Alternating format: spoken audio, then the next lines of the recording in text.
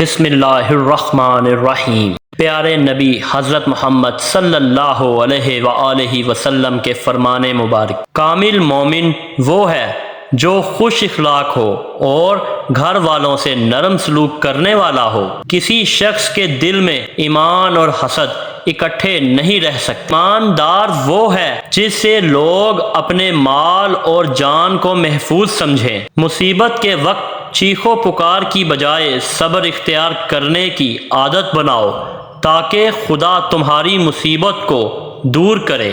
سادگی ایمان کی علامت ہے۔ جو شخص اس بات سے خوش ہو کہ لوگ اس کی تعظیم کے لیے کھڑے ہوں، وہ اپنا ٹھکانہ جہنم میں سمجھ لے۔ اس شخص کے لیے ہلاکت و بربادی ہے جو جھوٹی باتیں بنا کر دوسروں کو ہنسائے۔ ایسی نعمت کسی کو بھی نہیں ملی جو صبر سے بہتر اور بڑی ہو۔ اگر تم اتنے گناہ کر لو کہ تمہارے گناہ آسمان تک بھی پہنچ جائیں مگر اس کے بعد بھی تم توبہ کر لو، اللہ تعالیٰ تمہاری توبہ قبول کر لیں گے۔ دو آدمیوں کے درمیان صلح کروا دینا صدقہ ہے۔ افضل جہاد حق بات حاکم کے منہ پر کہنا ہے۔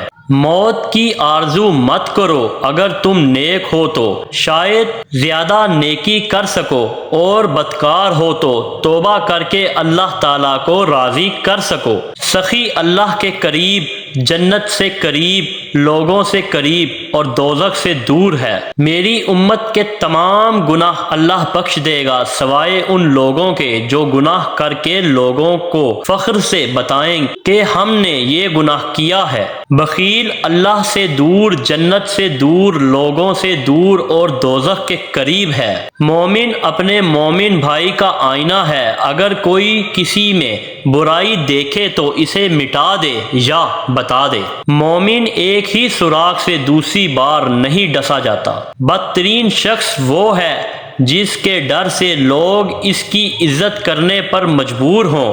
طاقتور وہ نہیں جو دوسروں کو بچھاڑ دے، بلکہ اصل طاقتور تو وہ ہے جو غصے میں اپنے آپ پر قابو رکھے۔ انصاف کی ایک گھڑی سالوں کی عبادت سے بہتر ہے۔